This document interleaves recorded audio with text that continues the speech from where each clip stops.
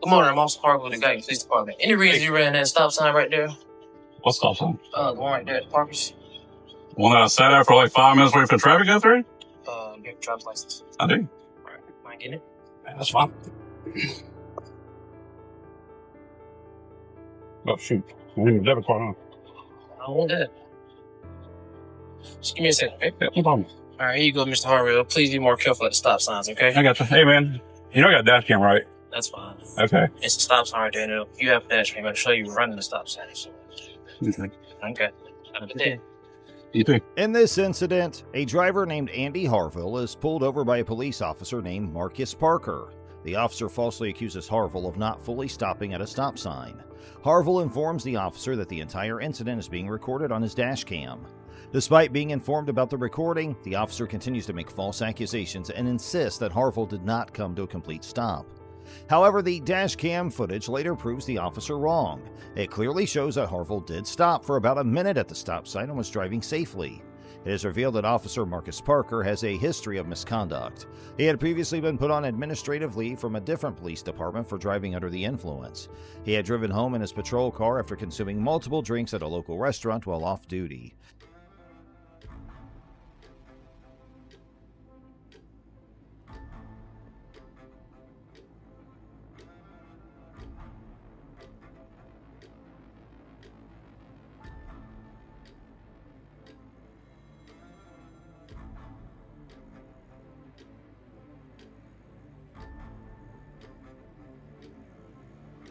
Parker had been dishonest with his supervisors about the incident before eventually resigning and joining the Guyton Police Department.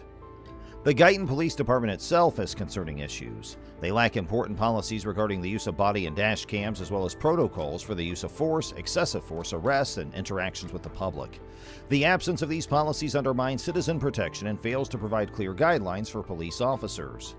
Given these circumstances, there is a call for accountability and reform within the Guyton Police Department. The officer involved, Marcus Parker, should face consequences for his misconduct. Additionally, the department needs to implement necessary reforms for better serving and protecting the citizens under their jurisdiction. Now let's move to another video. He's being detained right now for QX. No, I'm talking to Hernandez. I know.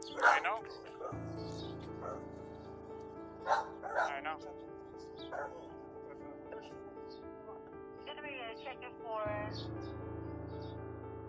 an aggressive white female, unknown weapons, wearing a white shirt, blue jeans, making threats to harm herself. Samuel Scott Jr.'s incident began when his car, a 2006 black Jeep Compass, was stolen from outside his aunt's house in Buena Vista in Miami.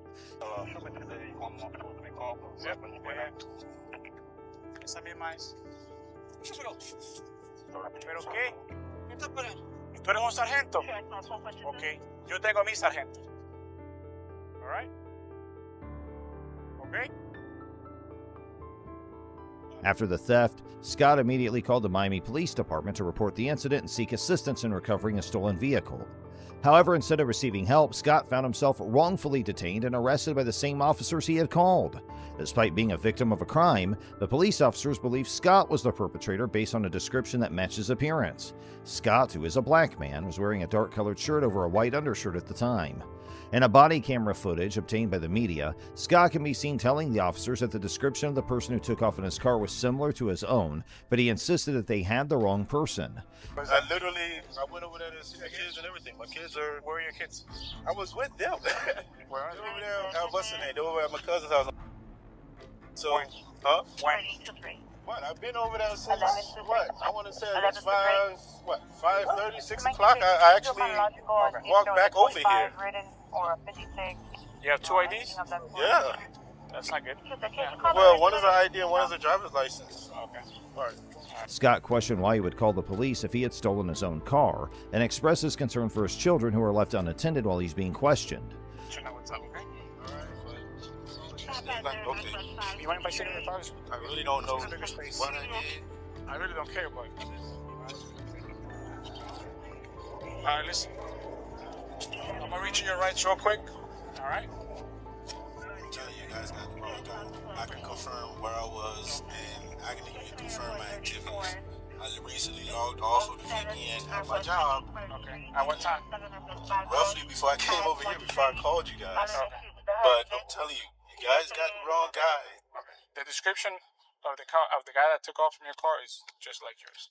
The officers proceeded to charge Scott with several offenses, including leaving the scene of an accident, false reporting of a crime, failure to carry a concealed weapon license, and possession of marijuana.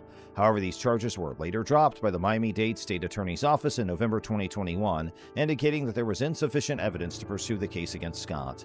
To the time, I really just jumped out of the car to go see. That's it. If you want, like I said, we can go. Like, I had my kids and stuff like that, dropped them off, came over to say hi. And I don't know what happened. I mean, like I said, I know the people that stay across there, over here, all over the place. I don't know what happened.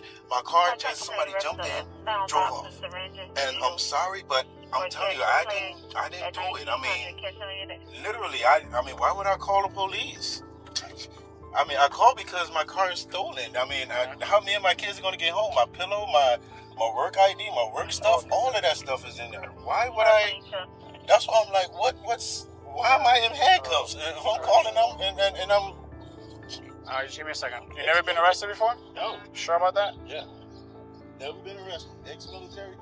As a result of this wrongful arrest and detention, Samuel Scott Jr. is now suing the Miami PD and 5 specific officers involved in the incident. His lawsuit alleges unlawful search, false imprisonment, and unwarranted prosecution. Scott's attorney is seeking $500,000 in damages for the physical, emotional, and reputational harm caused by the incident. Let's now move to another video. You ready? Four. Four. Wait,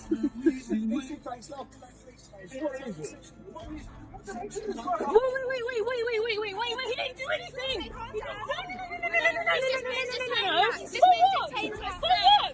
why are you touching my son? He didn't! Calm down, we're gonna let him in the car. I don't want you to go to him! My son is in the car! No! Yeah, that was me! No one's gonna be hurt, just get out the car. In this incident, the London Metropolitan Police pulled over 2 world-class athletes, and they have been accused of racial profiling. One of the athletes is Bianca Williams, a member of Great Britain's sprint team. According to Williams, the police officers approached their car aggressively and seemed ready to break the car window within seconds of their encounter. Ricardo dos Santos, who is Williams' partner and a record holder in the 400-meter event, denies the allegations of cannabis possession made by the police. He expresses feeling hurt and fearful as a result of the incident. Guardale con la pistola che le punta. Sì, basta che non appuntati qua, non ci voglio Lo sto molestare. puntando, lo so cosa sei, lì che sei. Fatti papà, fatti. No, basta che non sparano. Una che- macchina nuova quella, lì che sei. Che c'è? One other video surfaced showing AC Milan's Tom Way Bakayoko being detained and searched by police officers who had firearms drawn. No, le vedo, le Lei vedo. punta, oh. Le vedo. C'è una visuale precisa proprio.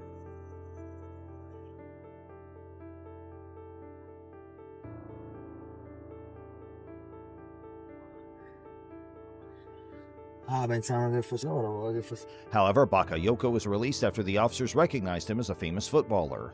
The Milan police initially claimed that the check on Bakayoko was conducted with high security measures and justified by the context of the operation. However, they later apologized and released Bakayoko after realizing his identity. The police statement mentioned that the check was carried out in a manner consistent with the perceived danger, but the officer's shock upon recognizing Bakayoko suggests a potential misunderstanding or error in judgment. What are y'all taking me in for? What did I do?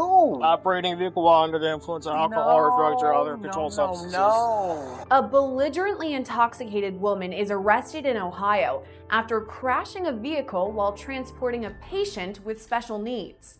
Kelly, I'm gonna have you step out with me, okay? We gotta go. I know. I gotta get you out of here though, okay?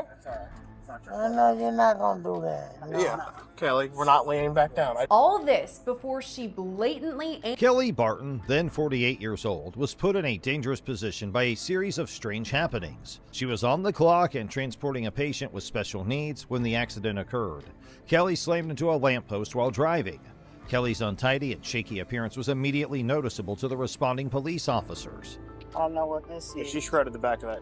She's She in the back popped, of my car. Well, she popped both tires, so I'm afraid she hit something in Blue Ash. So, yep. I guess it's going to be by the roundabout. That's what I think too. Well, you're saying she came Glendale Milford? Yeah, it'd be up. Oh, yeah. Okay, so here's what she told me. The driver is in her car. Okay. So I came to an empty vehicle. The owner of this facility or whatever it is, they transport special needs people. 32, squad dispatch 106. This driver is she is for 93-year-old female semi-conscious. Kelly initially disputed responsibility for the collision, but it was later discovered that alcohol was a contributing factor. She denied that she had ever driven under the influence, despite the fact that she was employed as a caregiver.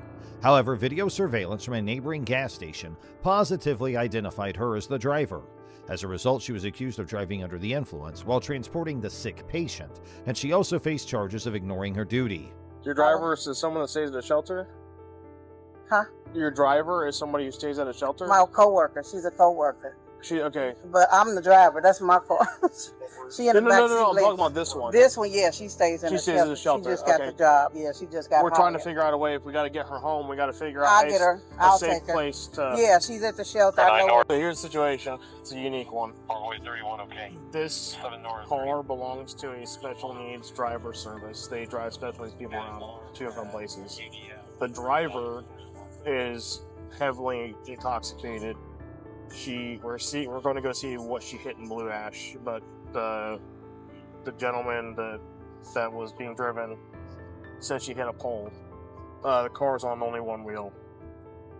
When I got here, the car is turned off, and this driver is sitting in the passenger seat of a coworker's car that came to pick up the special needs person.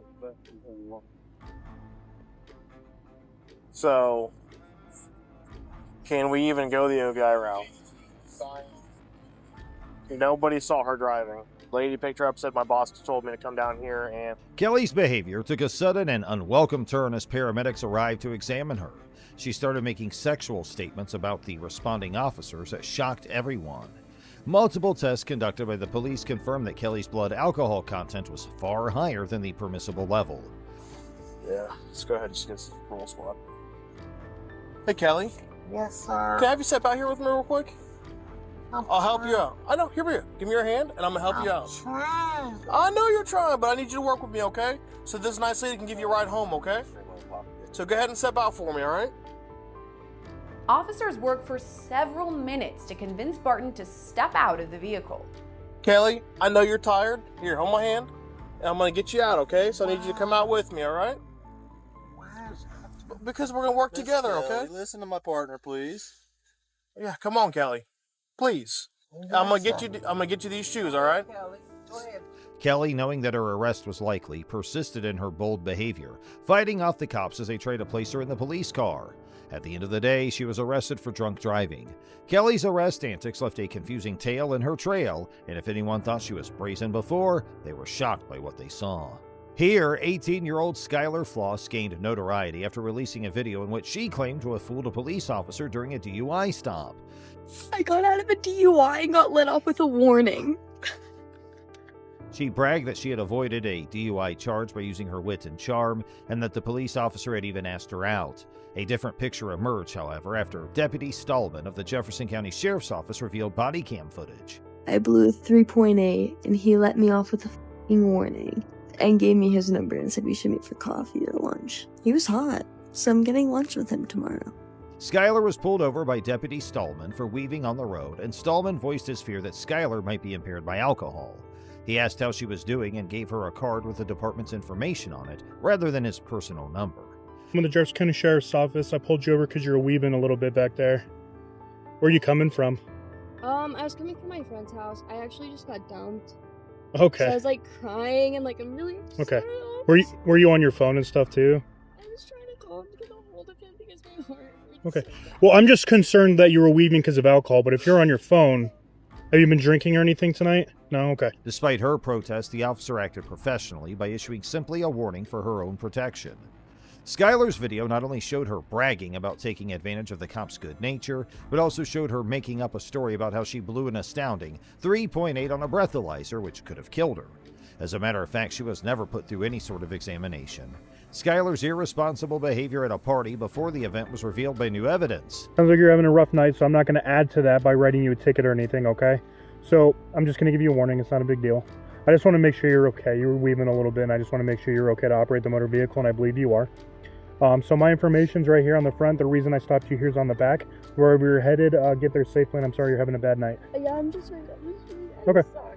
No, you're fine. Yeah, well, no, you don't need to apologize. I mean, you were weaving a little bit with no traffic out.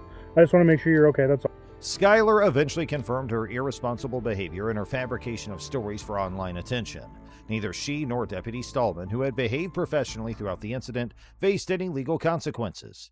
The incident acted as a warning against making baseless charges and highlighted the significance of acting responsibly while behind the wheel. Lydia Badillo found herself in a precarious circumstance that differentiated her from the other people. During her effort to sneak 2 undocumented immigrants across the Mexican border, she was caught by Border Patrol agents. Fine, you're fine. Just come over here to this side. Do you have anything right here? Oh, no, you want me to open it? Yeah. Right. Okay. They're my friends. Okay, and who are these? Both son mis friends. Okay. Carmen y Joana. Okay. Okay, are these legit? Because they look fake. I'm guessing, but I met them at Club Fuego. We're going to Agave. We're going to go have some drinks. How long have you met this? Yeah, tengo como 4 or 5 minutes. We met at Club Fuego. Oh, okay. All right. Just wait for me right here, okay? You don't have anything? I'm looking at your Sorry, sir. What? I'm looking at your eyes. Why? You look pretty handsome. Oh. I need to call the cops. Can I just, please, I have an autism kid in my house. Okay. Please. Let's do it. Please. Yes. Lydia resorted to an ill-conceived approach when her illegal business started to fall apart. She sought to seduce Officer Francis by asking him to wait while she lavished him with praises. This was a mistake on her part. Officer Francis, on the other hand, was not readily persuaded. He began to have doubts about the fake identification cards that Lydia had handed him. I had 2 investigators today, Okay. earlier. Okay. Can Do it, ma'am. In my car, Ma'am. I just want to... Estos documentos por un tiempo. Por un año. Por un año. Ok. Pues son falsos, ok. Y tener documentos en estados de Texas es un delito. Las ID, a esta te sale a un señor, a tuya. A esta no me sale nada. Ok, so estas identificaciones son falsas. Ok. After conducting further research, he discovered that both of the IDs were forged, exposing Lydia's deceptive plan. The 2 women who were traveling with her were revealed to be undocumented immigrants hailing from El Salvador who were caught up in a murky human trafficking operation. These victims were held captive in debt bondages, where they were compelled to perform forced labor and subjected to sexual exploitation in order to repay their traffickers. Ahora, yo lo que le quiero dar a entender a ustedes de que... So it's clear what's going on now. Well, we already passed that. You had 2 undocumented people in the vehicle. We're past that. Y ahora es mi culpa. Ma'am. Culpa de eso. Okay? You're under arrest for human smuggling. No, sir. Turn around. Please. Turn around. Okay. Todo por yo manejar. Turn around. Separate your arms. Lydia was taken into custody without delay, while the 2 Salvadorian ladies were deported back to their native country, potentially saving them from years of unspeakable torment. The ill-advised attempt that Lydia made to charm her way out of trouble failed tragically, as Officer Francis stayed unwavering in his commitment to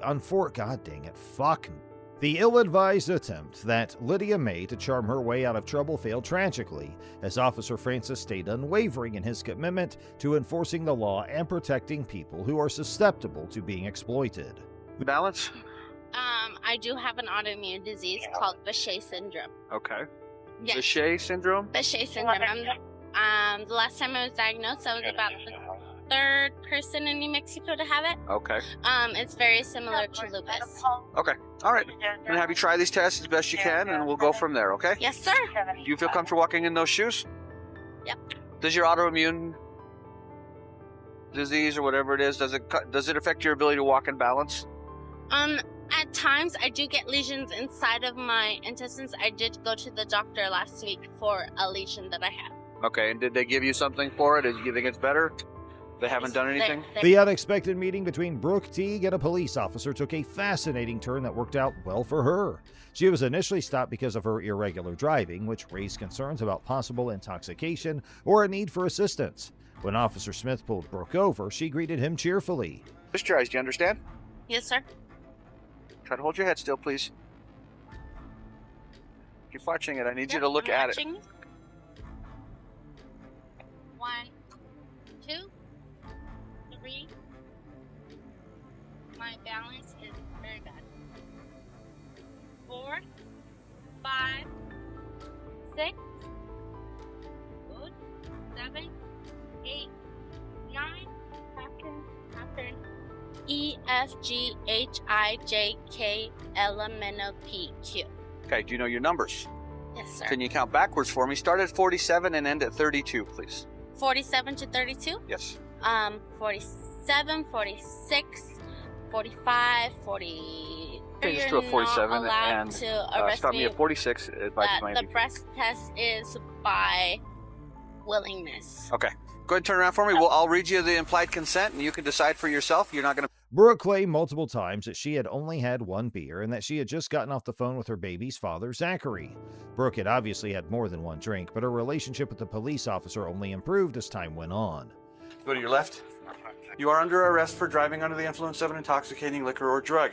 The New Mexico Implied Consent Act requires you to submit to a breath test to determine the alcohol content of your blood. After you take our test, you have the right to choose an additional independent test.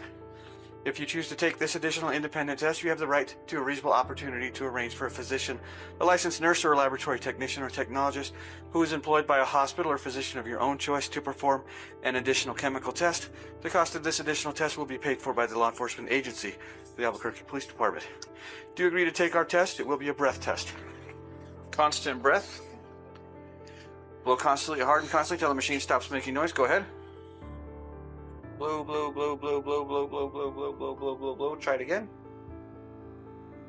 And the legal limit in the state of New Mexico is 0.08.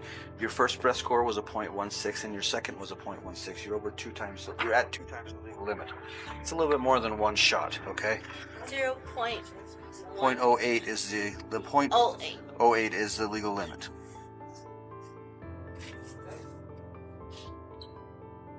You are going to be transported out to MDC where you'll be booked for DWI.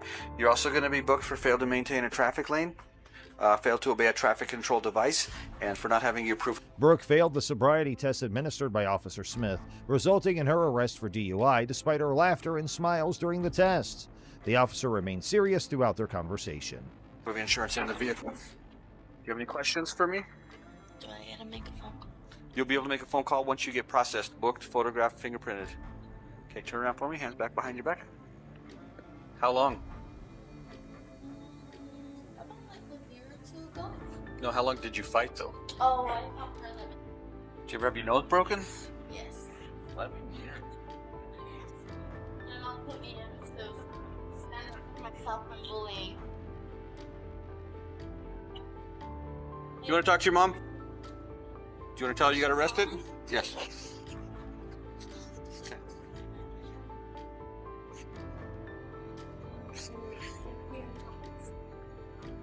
From boxing to bikini, huh? It's a good transition. I think you did the similar, didn't you? Yeah. I'm recording too, by the way. A blood alcohol test administered to Brooke at the police station showed that her blood alcohol content was 0.4%, over twice the legal limit. Her license was suspended temporarily, and she had to spend the night in jail to become sober. The incident demonstrated how arrests can be conducted with dignity and respect for all those involved. This lovely meeting could have resulted in something else in another setting, but that night, fate had other intentions.